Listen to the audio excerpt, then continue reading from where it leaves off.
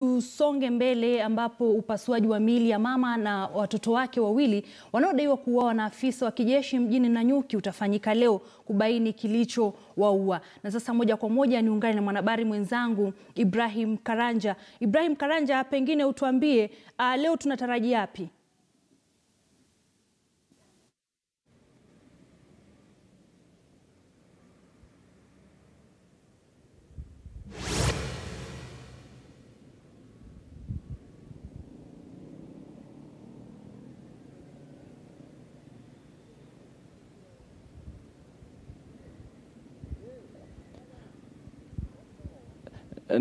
Tupo katika chumba cha kuhifadhi maiti cha hospitali ya rufaa ya Nanyuki ambapo shughuli ya upasuaji wa maiti zinazoaminika kuwa ya Joyce, Syombua, Shanice, Maua na Prince Michael inaendelea kwa sasa. Mwanapatholojia mkuu wa serikali Daktari Johansen Oduor ndiye anayeongoza shughuli hii hapa katika chumba hiki cha kuhifadhi maiti. Kumbuka kwamba ni shughuli ambayo imeanza yapata dakika 30 hivi zilizopita. Tumekuwa hapa kwa muda wa saa moja na tulipofika tu tuliweza kupata maafisa wa upelelezi kutoka idara ya DCI, haswa idara ya wale ambao wanachunguza vifo ama mauaji ya watu kutoka makao makuu ya DCI katika barabara ya Kiambu. Pia tumepata maafisa wa upelelezi kutoka eneo hili la Laikipia wakiongozwa na mkuu wa maafisa wa upelelezi hapa ambaye ni Jacob Moreithi wakiwa katika eneo hili. Pia tuliweza kuona kwa sasa, tumeona tu shughuli ambayo imekamilika kwa sasa na bila shaka inaonekana imekuwa ni shughuli nzito. Ni shughuli ya familia ikiongozwa na mamake Joyce ambaye ni Elizabeth Maua. Wametoka tu kuweza kuangalia miili na kuweza kuhakikisha kwamba ama kuthibitisha ni miili ya wapendwa wao ambao walitoweka. Tumeona tu wametoka kwa sasa, wamezidiwa na hisia. Bila shaka wapo wanazungumziwa na baadhi ya watu ambao walikuja nao ili kuweza tu kuwapa nguvu, kuzungumza nao iwapo hisia zitawazidi. Na kwa sasa jinsi ambavyo tunaripoti ni kwamba mamake Joyce Syombua ametoka katika chumba hiki cha kuhifadhi maiti, na kulingana na hisia ama kulingana na majonzi tunayoona kwa uso wake ni kwamba huenda amethibitisha kwamba miili hiyo tatu ni miili ya wapendwa wake ambao ni mwanae Joyce Syombua pamoja na wajukuu wake Shanice, Maua na Prince Michael ambao miili yao ilipatikana imezikwa katika eneo la makaburini Dhingithu hapa viungani mwa mji wa Nanyuki. Kama nilivyotaja wakesho ni kwamba shughuli ya upasuaji sasa inaendelea. Mwanapatholojia mkuu Daktari Johansen Oduor ndiye anayeongoza shughuli yenyewe.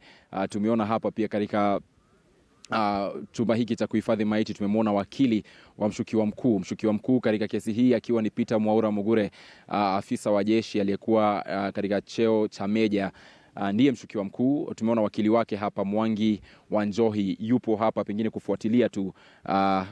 kufuatilia na kujua pengine matokeo ya upasuaji huu yatakuwa ni yepi. Kumbuka kwamba shughuli hii ya upasuaji ni mojawapo ya sababu kuu ambazo upande wa mashtaka ama upande wa mashtaka na hasa upande wa upelelezi walitaka kupatiwa muda kuitekeleza pale wale ambapo washukiwa wakuu Peter Mwaura Mugure na mshukiwa wa pili Collins Pamba walipowasilishwa mahakamani mnamo Jumatatu mbele ya hakimu mkuu Lucy Mutai.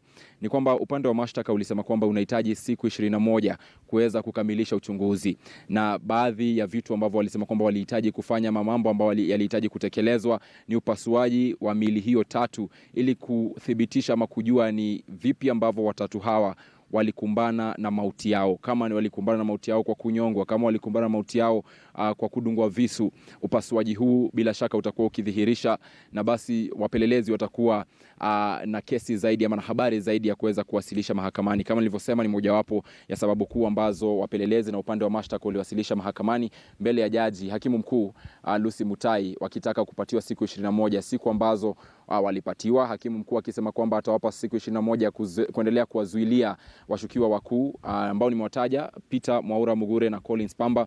Mwaura Mugure akizuiliwa katika kituo cha polisi cha Nanyuki, huku Collins Pamba akizuiliwa katika kituo cha polisi cha Naromoru.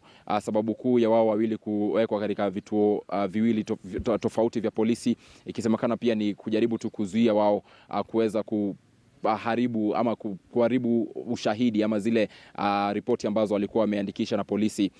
Pia sababu zingine ambazo zilitolewa na upande wa mashtaka za kuzidi ama kuendelea kuwazuilia washukiwa hao wakuu ni kwamba huenda kuna washukiwa wengine ambao walihusika na mauaji haya kwa njia moja ama nyingine, ambao wapo nje, wapo huru kwa sasa, na wapelelezi waliomba na muda huo wa siku 21 ili waweze kukamata kila mtu ambaye huenda alihusika kwa njia moja ama nyingine na mauaji haya. Kumbuka kwamba mahala ambapo wapelelezi wanakisia kwamba mauaji haya yalitokea ni katika kambi ya wanajeshi wa wanahewa ambao kwa kimombo wanasema Laikipia Air Base hapa mjini Nanyuki. Inaaminika sana ama wapelelezi wanaamini kwamba mauaji haya ya watu hawa watatu yalitekelezwa ndani ya kambi ya jeshi. Kwa hiyo uchunguzi wao pia utakuwa ukiwapeleka zaidi katika kambi ya jeshi na kujua iwapo kuna watu wengine ambao walihusika na mauaji hayo ambao wapo katika kambi hiyo, haswa ikizingatiwa kwamba usalama na ulinzi ambao huwa katika kambi ya jeshi ni vigumu sana, moja kuweza kutekeleza mauaji ndani, na pili pia kuweza kusafirisha miili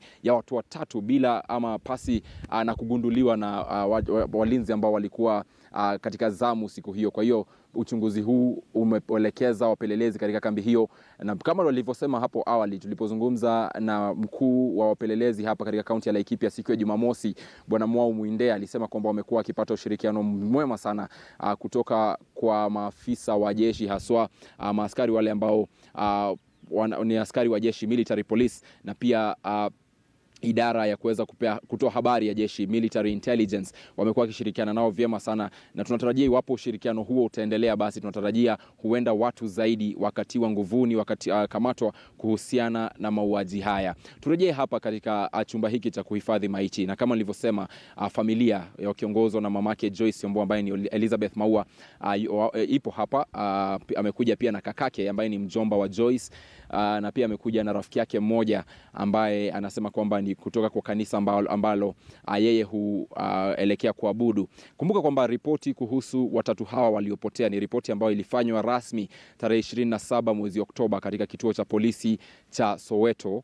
Ni siku mbili baada ya wao kutoka kwao Kayole kuja hapa katika kambi ya jeshi ya Laikipia, jeshi ya wanahewa, kumuona Bwana Peter Mugure Mureithi. Ni ripoti ambayo ilifanywa tarehe 27 na baadaye ripoti ya pili ikafanywa tarehe hiyo hiyo hapa katika kituo cha polisi cha Nanyuki, ambapo ndipo eneo la tukio ama wanapoamini kwamba mauaji haya yalitokea, na mili ya watatu hawa iliweza kupatikana mnamo Jumamosi, siku moja baada ya kukamatwa kwa Peter Mwaura Mugure, meja wa jeshi. Na siku hiyo hiyo ya Jumamosi pia mshukiwa wa pili Collins Pamba akakamatwa na kuelekeza wapelelezi hadi katika eneo ambalo mili tatu hiyo ilikuwa imezikwa, katika eneo la makaburi hapa katika eneo la Dhingidho viungani mwa mji wa Nanyuki. Jumatatu pia tukaona kwamba wawili hawa washukiwa wakuu waliweza kuwasilishwa mahakamani mbele ya hakimu mkuu Lucy Mutai, na ndipo wakaweza kuzuiliwa kwa siku 21.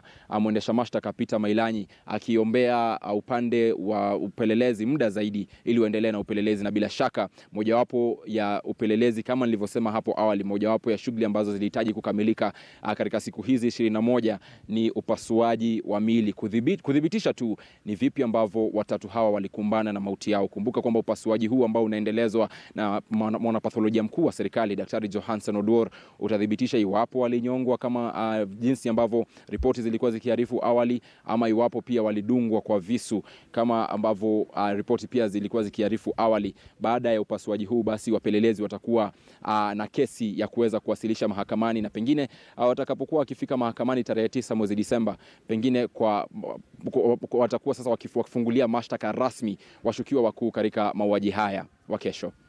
Shukran sana Ibrahim Karanja. Bila shaka mtazamaji, ni taarifa